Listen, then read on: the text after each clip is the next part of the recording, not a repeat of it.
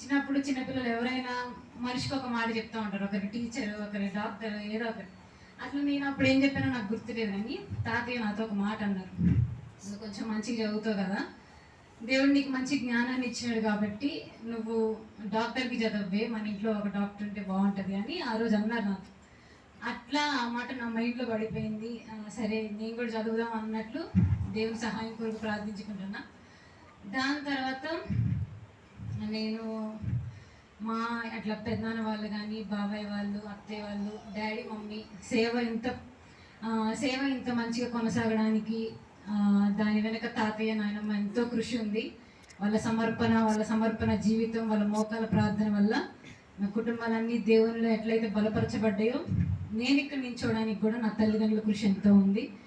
నేను కనీసం ఫీజు కట్టడానికి కూడా వాళ్ళు ఎంత కష్టపడే వాళ్ళు నేను దగ్గర నుండి చూసిన దాన్ని. చిన్నప్పటి నుంచి కూడా వాళ్ళు లోకపరమైన నాకు ఏం పరిచయం చేయలేదు, ఆస్తుల మీద, అంతస్తుల మీద అవి నా తల్లిదండ్రులు ఏం పరిచయం చేయలేదు. కానీ ఆత్మీయమైన విషయాలు, నిజమైన సత్య మార్గం ఏంటో, నిజమైన దేవుడిని నాకు పరిచయం చేశారు. అందుకు నేను ఎంతో వారి కృతజ్ఞరాలని. అట్లనే ఇంత ఆత్మీయమైన తల్లిదండ్రులను దేవుడు నాకు ఇచ్చినందుకు నేను ఆయనకి ఎంతో రుణపడి ఉండాలి. ఎట్లా ఉండాలో కాదు, నా తల్లిదండ్రుల నుంచి ఆత్మీయమైన జీవితంలో ఎదగాలంటే ఎట్లా ఉండకూడదో నేర్చుకున్నా నేను. అట్లా ప్రతి ఒక్క విషయంలో నా తల్లిదండ్రుల నుంచి చాలా వరకు నేర్చుకున్నా. దేవుడి తర్వాత నా లైఫ్లో సూపర్ హీరోస్ అంటే వాళ్ళిద్దరే. నేను వాళ్ళని కనపరచడానికో వాళ్ళని హెచ్చించడానికో నేను చెప్పట్లేదు, కానీ ఎఫ్ఎస్సి రాసిన పత్రిక 6వ అధ్యాయం 2వ వచనం ప్రకారం నీకు మేలు కలుగుటకు నీ తల్లిని నీ తండ్రిని సన్మానించమని దేవుని వాక్యమే సెలవిస్తుంది. కాబట్టి నాకు మేలు కలగడం కోసం నేను నా తల్లిని, నా తండ్రిని అందరి ముందు సన్మానిస్తున్నా. అందుని బట్టి దేవునికి ఎంతో స్తోత్రం. అలాగనే నేను చిన్నప్పటి నుంచి కూడా బీబీఎస్, యూత్ క్యాంప్స్, అట్లా ప్రతి ఒక్కటి వారు నాకు పరిచయం చేశారు. లోక సంబంధమైన ఏమీ పరిచయం చేయలేదు. ముఖ్యంగా నేను ఈరోజు దేవుడు నా హెల్త్ విషయంలో, నా స్టడీ విషయంలో ఎంత మేలు చేశాడో అది ఒకటే చెప్తాను. ఎందుకంటే నా జీవితం అంతా దేవుడు చేసిన మేలును పంచుకుంటే ఈ రాత్రి అంతా గడిచిపోయింది నేను. కాబట్టి నా స్టడీ గురించి, అట్లనే నా ఆరోగ్యం విషయంలో దేవుడు నాకు ఎంత సహాయం చేసినాడో అది మాత్రమే చెప్పాలనుకుంటున్నాను ఈరోజు. అట్లనే నా బాల్యం నుంచి కూడా సండే స్కూల్ విషయంలో, యూత్ క్యాంప్స్, యూత్ మీటింగ్స్, ఇంకెక్కడ మీటింగ్ ఉన్న నా తల్లిదండ్రులు నన్ను చాలా ప్రోత్సహించేవాళ్ళు. అట్లనే నేను హాస్టల్లో చదివేటప్పుడు కూడా ప్రతి వీకెండ్ మేము మీటింగ్ పెట్టుకునేటోళ్ళం. ప్రతి వీకెండ్ అంటే పిల్లలందరినీ గ్యాదర్ చేసుకొని అక్కడ కూడా దేవుణ్ణి మహిమపరిచే భాగ్యాన్ని దేవుడు నాకు ఇచ్చినాడు. చిన్నప్పటి నుంచి నేను ఎక్కడ దేవుణ్ణి వదిలిపెట్టలేదు. అటువంటిది నా తల్లిదండ్రులు నాకు నేర్పించారు. అందుకే నేను చాలా గర్వంగా చెప్పుకుంటున్నాను, నా తల్లిదండ్రులు ఇంత మంచి తల్లిదండ్రులు, ఇంత ఆత్మీయమైన తల్లిదండ్రులు దేవుడు నాకు ఇచ్చినందుకు నేను ఎంతో కృతజ్ఞురాలని. మరొకసారి చెప్తున్నా, వాళ్ళని హెచ్చించాలని కాదు, అట్లనే వాళ్ళందరినీ గలపరచాలని కాదు, కానీ నేను ఎందుకు మీ ముందు నా తల్లిదండ్రుల గురించి అంత గొప్పగా చెప్తున్నా అంటే వాళ్ళు నా కోసం ఎంత కృషి చేశారో నేను నా కళ్ళతో చూశాను. కాబట్టి నాకు అంత గౌరవం నా తల్లిదండ్రులు అంటే. అట్లనే చిన్ననాటి నుంచి కూడా దేవుడు నాకు ఎంతో సహాయం చేశాడు. నా ఆరోగ్యం విషయంలో, నా చదువు విషయంలో. నాకు చిన్నప్పటి నుంచి సైనస్ ప్రాబ్లం ఒకటి ఉండేది, అది మీ అందరికీ తెలుసు. చిన్నప్పటి నుంచి బ్రీతింగ్ ప్రాబ్లం, ఆటోవిన్ డ్రాప్స్ అనేది చాలా పవర్ఫుల్ డ్రాప్స్. అట్లాంటివి నాకు తెలుసు, ఒక 150 డబ్బాలు అనమాట. అది వేసుకున్న వెంటనే తలనొప్పి వచ్చేది, చదువుకోబుద్ది అయ్యేది కాదు. బుక్ ఓపెన్ చేయగానే హెడ్ఏక్ వచ్చేది. అయినా కూడా దేవుడు నాకు నా ఆరోగ్యం విషయంలో ఎంతో సహాయం చేసినాడు. నా 10th క్లాస్లో కూడా మీ అందరు చూశారు, మీరందరూ ప్రత్యక్ష సాక్షులు. అక్కడ కోవిడ్ వచ్చినప్పుడు నేను అక్కడ గెస్ట్ రూమ్లో ఉండేదాన్ని. మీరందరూ మందిరంకి వచ్చి నన్ను పలకరించి కూడా వెళ్ళేవాళ్ళు. ఆ టైంలో నాది 10th క్లాస్. 10th క్లాస్లో నాకు ఫోన్ కూడా ఉండేది కాదు. మేము బేప్పల్లో ఉండేటప్పుడు ఫోన్ కూడా లేదు. మా ఫ్రెండ్స్ అందరూ ఆన్లైన్ క్లాసెస్ విని వాళ్ళందరూ వింటున్నారు. నేను ప్రతిరోజు మమ్మీని చాలా ఫోర్స్ చేసేదాన్ని, మమ్మీ నాకు కూడా ఫోన్ కావాలి, బేసిక్స్ అయిపోతున్నాయి, బేసిక్స్ అయిపోతే తర్వాత విన్నా కూడా నాకు ఏం అర్థం కాదు, నాకు ఫోన్ కావాలి మమ్మీ, దేవుని సహాయం కొరకు అడుగు అంటే నన్ను అడిగితే నేనేం చేయలేను, దేవుడిని అడుగు, దేవుడు సహాయం చేస్తానని చెప్పేది. అట్లనే నేను దేవుడిని అడగడం నేర్చుకున్న. ఆ టైంలో కోవిడ్ టైంలో కూడా నేను completely came out of it. ఎట్లా అంటే దేవుడు నాకు ఎంత సహాయం చేశాడంటే అందులో నుంచి కూడా బయటికి రావడానికి. నాకు సైనస్ ప్రాబ్లం ఉంది. అప్పుడు కోవిడ్ అంటే బ్రీతింగ్ అంటే సిలిండర్స్ కోసం వాళ్ళంతా చూసేవాళ్ళు. నాకు బ్రీతింగ్ ప్రాబ్లం ఉంది, అయినా కూడా చిన్న గాలి సమస్య కూడా లేకుండా కోవిడ్ ఎట్లయితే తెలియకుండా వచ్చిందో సేమ్ అట్లనే వెళ్ళిపోయింది. 10th క్లాస్లో కూడా దేవుడు నాకు ఎంతో సహాయం చేశాడు ప్రతి ఒక్క విషయంలో కూడా. అట్లనే నా ఇంటర్ ఫస్ట్ ఇయర్ నేను గాయత్రి కాలేజ్ సత్పల్లో చదివేటప్పుడు ఇంటర్ ఫస్ట్ ఇయర్లో మొత్తం ఎండ్ వరకు, ఇయర్ ఎండింగ్ వరకు మంచిగానే చదివిన. ఇయర్ ఎండింగ్లో సాధారణ నా మీద ప్రభావం చూపించడానికి వాడికి ఏముండేది కాదు, కానీ నా హెల్త్ విషయంలోనే ప్రతిదీ నా హెల్త్ విషయంలోనే సాధారణ నన్ను ఎంతో ఇబ్బంది పెట్టేది. ఆ టైంలో నేను ఇంటర్ ఫస్ట్ ఇయర్ చదివేటప్పుడు ఫస్ట్ ఇయర్ మొత్తం మంచిగానే చదివి నేను లాస్ట్ ఎండింగ్ వచ్చే వరకు అన్ని ఎగ్జామ్స్ కూడా రాశాను. ఫిజిక్స్ వరకు రాసా. లాస్ట్ కెమిస్ట్రీ ఎగ్జామ్ రోజు స్టడీ అవర్ జరుగుతుంటే నేను అక్కడ కూర్చొని ఉంటే సడన్గా సివియర్గా ఫీవర్ వచ్చేసింది, హెడ్ఏక్. నాకు అర్థం కాలేదు. నేను అక్కడ స్టడీ అవర్ సార్ ఉంటే సార్ని అడిగి, సార్ నాకు ఇట్లా హెడ్ఏక్ వస్తుంది, రెస్ట్ తీసుకుంటా అని సార్ని అడిగి నేను బయటికి వెళ్ళి బెంచ్ దగ్గరికి వెళ్ళినంత వరకే నాకు గుర్తుంది. నేను ఎప్పుడైతే బెంచ్ దగ్గరికి వెళ్ళానో అదొక్కటే నాకు గుర్తుంది. దాని తర్వాత నాకు ఏం గుర్తులేదు. నేను కళ్ళు తెరిచి చూడండి, నా ఎదురుగా చంద్రరాంకులు ఉన్నారు. నా ఎదురుగా చంద్రరాంకులు ఉంటే నేను అనుకుంటున్నా కళేమో అనుకుంటున్నా. చంద్రరాంకులేమో నాకు టిఫిన్ తినిపిస్తున్నారు, డాడీ వాటర్ తాగిపిస్తున్నారు. ఇదేంటి చంద్రరాంకులు నా కళలోకి వచ్చారని నేను అనుకుంటాను. ఆ టైంలో నన్ను గవర్నమెంట్ హాస్పిటల్కి తీసుకెళ్లారు. లో బీపీ అయింది, చాలా సివియర్ అయిపోయింది. రేపు కెమిస్ట్రీ ఎగ్జామ్. ఆ రోజు నైట్ 3:30 వరకు కూడా హాస్పిటల్లోనే ఉన్నాం. ఆ టైంలో డాడీ నన్ను చంద్రరాంకుల్ని ఆటోలో ఇచ్చి పంపించి డాడీ వెనక బైక్ పైన వచ్చారు. నెక్స్ట్ డే ఎగ్జామ్ ఉంది, చేతికి క్యాన్లా ఉంది. ఎట్లా ఎగ్జామ్ రాసానో కూడా తెలీదు. నేను అట్లా కాలేజ్కి డాడీ చెప్పారు ముందే, నువ్వేం టెన్షన్ తీసుకోకు, ఏం స్ట్రెస్ తీసుకోకు, నీకు జస్ట్ పాస్ మార్క్ వరకు రాసిరా, హెల్త్ మంచిగా ఉన్నప్పుడు తర్వాత చూసుకుందామని డాడీ అంటే, నేను ఎగ్జామ్ సెంటర్కి వెళ్ళిన నెక్స్ట్ డే మార్నింగ్ వెళ్ళిన తర్వాత ప్రార్థన చేసుకొని కెమిస్ట్రీ పేపర్ చూస్తే అన్నీ వచ్చినవే, కానీ నాకు రాసే ఓపిక లేదు. అసలు ఏం చేయాలో కూడా అర్థం కావట్లేదు. రాసి 5 నిమిషాలు రాయడం, 10 నిమిషాలు పడుకోవడం, 5 నిమిషాలు రాయడం, 10 నిమిషాలు పడుకోవడం. ఆ టైంలో పాస్ మార్క్స్ వరకు రాసి వచ్చాను. తర్వాత ఫస్ట్ ఇయర్ రిజల్ట్స్ వచ్చిన తర్వాత నేను అనుకున్నన్ని మార్క్స్ అయితే రాలేదు. చాలా డిసప్పాయింట్ అయ్యా. ఫ్యాకల్టీ కూడా మన మీద కొన్ని హోప్స్ పెట్టుకుంటారు, పలానా అమ్మాయి నుంచి మన కాలేజ్లో మనం మంచి మార్క్స్ ఎక్స్పెక్ట్ చేయొచ్చు. అట్లా ఫ్యాకల్టీ వాళ్ళందరూ నా మీద హోప్స్ పెట్టుకుంటే నేను అది రీచ్ అవ్వలేకపోయానని చాలా డిసప్పాయింట్ అయ్యా, చాలా ఏడ్చా. దాని తర్వాత దేవుడు నాకు 2021-22 2 సంవత్సరాలు ఒకటే వాగ్దానం.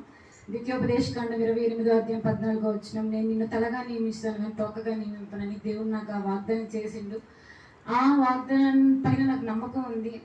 ఆ తర్వాత నేను మమ్మీకి చెప్పి చాలా ఏడ్చి, ఏంటి మమ్మీ ఫస్ట్ ఇయర్లోనే ఫ్యాకల్టీ దగ్గర నా ఇంప్రెషన్ అంతా పోయింది అని నేను చాలా బాధపడుతుంటే, దేవుడు నమ్మదగిన వాడు, నువ్వు దేవుడిని అడుగు, దేవుడు సహాయం చేస్తాడు, ఒక కీడు ఒక మేలుకే అని మమ్మీ నన్ను చాలా మోటివేట్ చేసింది. దాని తర్వాత నేను ఇంటర్ ఫస్ట్ ఇయర్లో కూడా రిజల్ట్స్ తర్వాత చాలా డిసప్పాయింట్ అయ్యి సెకండ్ ఇయర్కి వచ్చిన తర్వాత ఫ్యాకల్టీ అంతా నా మీద హోప్స్ తగ్గించుకున్నారు. ఈ అమ్మాయి చదువుతుంది కానీ ఎండింగ్లో వచ్చేసరికి హెల్త్ పాడు చేసుకుంటుంది, మనం ఎంత హోప్స్ పెట్టుకున్నా కూడా అనుకున్నన్ని మార్క్స్ ఆ అమ్మాయి నుంచి రావట్లేదు అని వాళ్ళు ఏమనుకున్నారో తెలియదు కానీ నా పైన వాళ్ళు కొంచెం హోప్స్ తగ్గించుకున్నారు. అది నాకు అంటే చాలా బాధపడ్డాను నేను. ఆ సెకండ్ ఇయర్లో నేను ప్రార్థన చేసుకున్నా, దేవుడిని చాలాసార్లు అడిగా, ప్రభు నన్ను జ్ఞాపకం చేసుకోవాలని నేను దేవుడిని చాలాసార్లు అడిగా. ఆ టైంలో దేవుడు నన్ను జ్ఞాపకం చేసుకున్నాడు. అట్లా ఇంటర్ సెకండ్ ఇయర్లో కాలేజ్ ఫస్ట్ వచ్చా.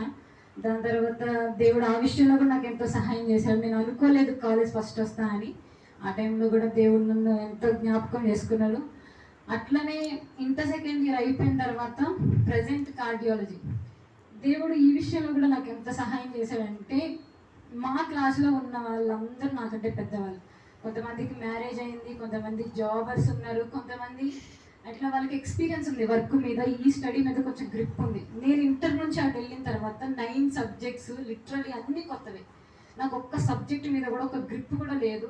అసలు అదేంటో కూడా తెలిసేది కాదు. నేను చాలా బాధపడేదాన్ని, భయపడేదాన్ని. ఫస్ట్ నేను వీళ్ళందరిలో గెటిన్ అవ్వగలుగుతానా అవ్వనా, నేను వీళ్ళందరిలో పాస్ అవుతానా అవ్వనా, వీళ్ళందరూ తెలిసిన వాళ్ళు, వాళ్ళకి అన్నీ వచ్చు, నాకేం రాదు అని నేను చాలా బాధపడేదాన్ని. ఆ టైంలో దేవుడు నన్ను చాలా బలపరిచాడు. యెషయా 41:10 ప్రకారం, భయపడకము నేను నీకు సహాయం చేసేదాను, దిగులు పడకము జడియకము నేను నీకు తోడైనా అని, నా దక్షిణ హస్తం మీ పై నుండి నేను నీ కుడి చేయబట్టుకున్నానని దేవుడు నాకు ఎంతో బలపరిచాడు. ఆ వాగ్దానాన్ని బట్టి ప్రతిదీ దేవుడు నాతో మాట్లాడుతూనే ఉండేవాడు. ప్రతి వాక్యం ఎవరో వచ్చి చెప్పినట్టే ఉండేది, ఎవరో వచ్చి కనుక మోటివేట్ చేసినట్టే దేవుడు నన్ను ఎంత ఆదరించాడు.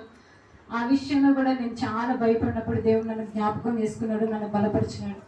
ఆ ఈ కార్డియాలజీ టైంలో కూడా ఇయర్ స్టార్టింగ్ మొత్తం నుంచి చదువుకుంటూ వచ్చేటప్పుడు లాస్ట్కి వచ్చేసరికి స్ట్రెస్ ఎక్కువైంది. చాలా భయం, స్ట్రెస్. నేను పాస్ అవుతాను అవ్వను. అందరేమో నాది ఆ సబ్జెక్ట్ అయిపోయింది కంప్లీట్గా, ఈ సబ్జెక్ట్ అయిపోయింది అంటే ఎంత చదివినా నాకు కొత్తగా అనిపించేది. ఆయన చాలా భయపడేదాన్ని. అయినా కూడా నన్ను బలపరచమని, నేను సమస్తమును చేయగలనని ఫిలిప్పి 4:13 వచ్చిన ప్రకారం దేవుడు నన్ను జ్ఞాపకం చేసుకుంటూనే ఉంది ఆ విషయంలో. దేవుడి దయ వల్ల ఎట్లనో ఎగ్జామ్స్ ఫైనల్ ఇయర్ వచ్చేసింది, నేను రాశాను. ఎగ్జామ్స్ రాసిన తర్వాత కూడా నాకు భయం, ఏం పాస్ అవుతా అనే నమ్మకం అయితే ఉంది, కానీ నేను ఎక్స్పెక్ట్ చేసిన మార్క్స్ అయితే వస్తాయా రావా అని కొంచెం టెన్షన్. ఆ టైంలో దేవుడు నన్ను జ్ఞాపకం చేసుకున్నాడు. నేను ఎగ్జామ్స్ రాసి వచ్చిన ప్రతిసారి ప్రభు నన్ను జ్ఞాపకం చేసుకో, ఆ రిజల్ట్స్ వచ్చే రోజు నన్ను జ్ఞాపకం చేసుకో ప్రభు, నువ్వు నన్ను జ్ఞాపకం చేసుకోకపోతే ఆ విజయం నా వల్ల కాదు అని దేవుడి దగ్గర చాలా మొరపెట్టుకునేదాన్ని.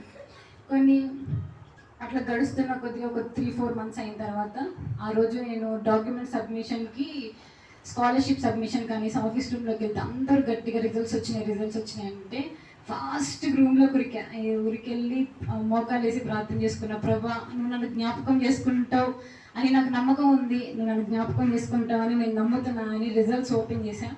నాకు కొంచెం అవిశ్వాసం వచ్చింది. నేనేమనుకున్నా అంటే ఎక్కువ మార్క్స్ కాకుండా జస్ట్ పాస్ లిస్ట్లో అయినా నా నేమ్ ఉంటుందేమో అని పాస్ లిస్ట్లో ఎదుగుతుంటే అందులో నా నేమ్ లేదు. దాని తర్వాత కొంచెం స్టెప్కి వెళ్ళి పైన ఎదుగుతున్నా, అక్కడ కూడా లేదు. నాకు టెన్షన్ అవుతుంది, ఏమైంది ఏంటి అనేసి చూస్తే నా నేమ్ అటు ఫస్ట్ లిస్ట్లో ఉండేసరికి దేవుడు నాకు ఎంత సహాయం చేసినంటే ఆ దుఃఖం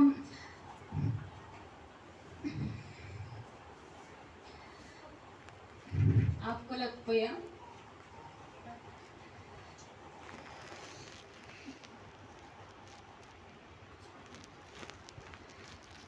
వెంటనే డాడీకి కాల్ చేసి ఆనందం తట్టుకోలేక ఫోన్ చేసి డాడీకి ఫోన్ చేసి చాలా ఏడ్చా. నేను అనుకున్న రిజల్ట్స్ వచ్చింది డాడీ అని ఫోన్ చేసిన తర్వాత నేను ఏడుస్తుంటే వీళ్ళందరూ నాది ఏమన్నా సబ్జెక్ట్ పోయిందేమో అని బాగా అనుకుంటున్నాను. నేను ఆనందంతో ఏడుతున్నాను, వాళ్ళకి అర్థం కాలేదు. తర్వాత చెప్పా, ఇట్లా డాడీ నేను ఫస్ట్ క్లాస్లో పాస్ అయ్యాను. వెంటనే డాడీ ప్రార్థన చేశారు. దాని తర్వాత దేవుడు నాకు ఎంతో సహాయం చేసిండు. అట్లా అన్ని సబ్జెక్ట్స్ పాస్ అయిన తర్వాత దేవుడు నామనికి ఎంతో, ఆ రోజే అనుకున్నా ఇంత గొప్ప మేలు నేను ఊహించిన విధంగా దేవుడు నా జీవితంలో చేసిన తర్వాత నేను ఖచ్చితంగా నా సంఘం ఎదుట సాక్ష్యం చెప్పుకోవాలని. దాని తర్వాత ఇట్లా ఇంటర్ అయిపోయిన తర్వాత రిజల్ట్స్ కూడా వచ్చిన తర్వాత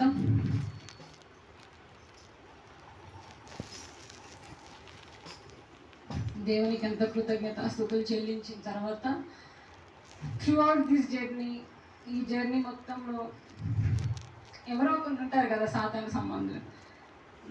అంటే వాళ్ళు నాకు ఎంత విరోధంగా, నాకు ఎగెయినెస్ట్గా వాళ్ళు ఎంత ఉన్నా కూడా, వాళ్ళ ఫ్రెండ్సే కానీ వారు ఎవరైనా కూడా నాకు ఎంత విరోధంగా లేచినా కూడా దేవుడు నాతో మాట్లాడినాడు.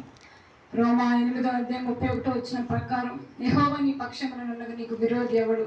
దేవుడే నా పక్షమున ఉన్నప్పుడు నాకు ఏ విరోధి లేడని నేను చాలా ధైర్యపరచబడ్డా. దాని తర్వాత దేవుడు నన్ను చాలా ధైర్యపరిచాడు.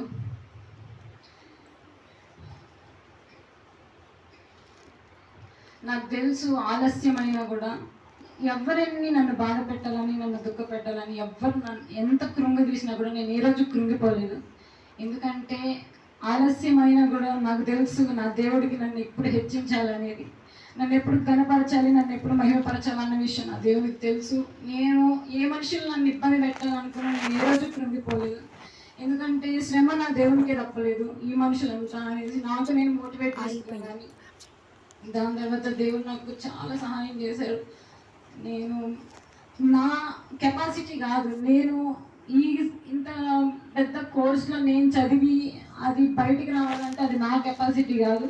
నేను అనుకున్న నా దేవుని బలం, దేవుడు నన్ను ఎంతో ఆదరించాడు, దేవుడు నన్ను ఎంతో బలపరిచాడు. ప్రతి ఒక్క విషయంలో దేవుడు నన్ను చాలా బలపరిచాడు. అట్లనే నేను నా తోటి సహోదరులందరికీ, చిన్నపిల్లలు కావచ్చు పెద్దోళ్ళు కావచ్చు, నా తరపు నుంచి నేను వారికి ఒక మాట చెప్తా అనుకుంటున్నాను. మీ అందరికీ చెప్పేంత పెద్దదాన్ని కాదు, కానీ దేవుడు నా జీవితంలో చేసిన మేల్ని, ఆశ్చర్యాన్ని మీరు కూడా ఆనందాన్ని మీరు పొందాలని నేను మీ అందరికీ ఒక మాట చెప్తున్నా, మనం యవ్వన కాలంలో ఉన్నప్పుడు చిన్నప్పుడైనా కూడా ఏ సహాయమైనా ఏదైనా కూడా మన తల్లిదండ్రులను అడిగి పొందుకునే వయసు మనది కాదు. మనం ఏదున్నా దేవుణ్ణి అడగాలి, ఏదున్నా దేవుణ్ణి బతిమలాడుకోవాలి. ఎందుకంటే మనం ఒకటి జ్ఞాపకం చేసుకోవాలి, మన తల్లిదండ్రులకి ఇవ్వాల్సింది కూడా దేవుడే. దేవుడు ఇవ్వకుండా మన తల్లిదండ్రులు కూడా మనకి ఏమి ఇవ్వలేరు. కాబట్టి అదేదో మనం దేవుణ్ణి ప్రార్థిస్తే ఆనందాన్ని మనం పొందుకోవచ్చని నేను మీ అందరితో ఈ విషయాన్ని పంచుకుంటున్నాను. అట్లనే మీరు అందరూ కూడా దేవుణ్ణి అడగండి. చిన్నపిల్లలు కూడా అంతే. సమయంలో చిన్న వయసులో ఉన్నప్పుడే తన తల్లి మందిరం దగ్గర వదిలిపెట్టడానికి వచ్చినప్పుడు ఆయనకి ఏం తెలియదు, తల్లి ప్రార్థించింది మోకరించిందని ఆయన కూడా మోకరించినాడు. అంటే చిన్ననాటి నుంచి ఆయన బాధ్యత ఏంటో ఆయనకు తెలిసింది సమయాలకి. కాబట్టి మనం కూడా మన బాధ్యత ఏంటి, మన మందిరంలో ఏముంది, మనం ఏం చేయాలి అనేసి మనం కూడా ఇప్పటి వరకు దేవుని కొరకే పోరాడినాం. మన ఎవరి కాలం అంతా కూడా మనం దేవుని కొరకే పోరాడాలని నేను మీ అందరినీ మనస్ఫూర్తిగా కోరుకుంటున్నాం. అట్లనే కుటుంబ రాజంకులు, అట్లనే రత్నాంటి, వారిని బట్టి వరంగల్లో నాకు దేవుని సన్నిధి దొరికింది. దేవుడు నాకు ఎంతో సహాయం చేసినాడు. ఆ రత్నాంటి వాళ్ళు అక్కడ వరంగల్లో ఉన్నప్పుడు వారు అక్కడ మందిరానికి వెళ్ళారు. ఆ టైంలో వారికి తెలిసిన మందిరాన్ని నాకు కూడా పరిచయం చేయాలని డాడీతో మాట్లాడిన తర్వాత డాడీ నాకు చెప్తే అక్కడ అంకుల్ వాళ్ళు కన్సల్ట్ అయిన తర్వాత అంకుల్ వాళ్ళు అక్కడ వెహికల్ పంపిస్తే నేను ఇక్కడ నుంచి అక్కడ మందిరంకి వెళ్ళేదాన్ని. ఇప్పటికి కూడా అట్లనే వెళ్తున్నా. అట్లనే అక్కడ మందిరంలో కూడా సండే స్కూల్ పరిచర్యకి దేవుడు నన్ను వాడుకుంటున్నాడు. మీరు జ్ఞాపకం చేసుకోండి, మీ ప్రార్థన విషయంలో నేను బలపడడానికి మీరందరూ, నా తల్లిదండ్రుల కృషి ఎంత ఉందో మీ అందరి కృషి కూడా నా సక్సెస్ వెనక అంతే ఉంది. మీ ప్రార్థనలు, మీ మోకాల జీవితం నన్ను ఇక్కడి వరకు నిలబెట్టాయి. అట్లనే పెద్దనాన్న వాళ్ళ సేవ గురించి, అట్లనే చిన్నాన్న వాళ్ళు, అత్తయ్య వాళ్ళు, డాడీ మమ్మీ పరిచర్య, సంఘంలో ఉన్న అవసరాలు, అక్కర్లు, ప్రతి ఒక్క విషయం గురించి మీరు ప్రార్థించండి. మీ ప్రార్థనలో మా కుటుంబాన్ని జ్ఞాపకం చేసుకోండి. అట్లనే నేను కూడా ఇంకా 2 years చదవాలి, ఇంకా ఇంటర్న్షిప్ తీసేసి ఇంకా 3 years చదవాలి. మీరు మీ ప్రార్థనలో జ్ఞాపకం చేసుకుంటారండి. తమ్ముడు వాడి చదువులో కూడా, నేను కూడా నా బాప్తిసం విషయంలో నేను కూడా నిజమైన దేవుడు యేసుక్రీస్తు ప్రభువారిని నా సొంత రక్షకుడిగా అంగీకరించాం. బాప్తిసం తీసుకోవడానికి సిద్ధపడ్డా. దేవుడు ఎప్పుడు అనుమతిస్తాడో అనుమతి కొరకు మీరు అందరూ ప్రార్థించండి. అట్లనే మీ ప్రార్థనలో మరొకసారి మా కుటుంబాన్ని అందరినీ జ్ఞాపకం చేసుకోమంటూ మీ అందరికీ మనస్ఫూర్తిగా నా రిజల్ట్ కొరకు మీ అందరూ ప్రార్థించారు కాబట్టి అందరికీ థ్యాంక్స్ చెప్పుకుంటూ ఈ చిన్ని సాక్ష్యం దేవుడు దీవించును గాక.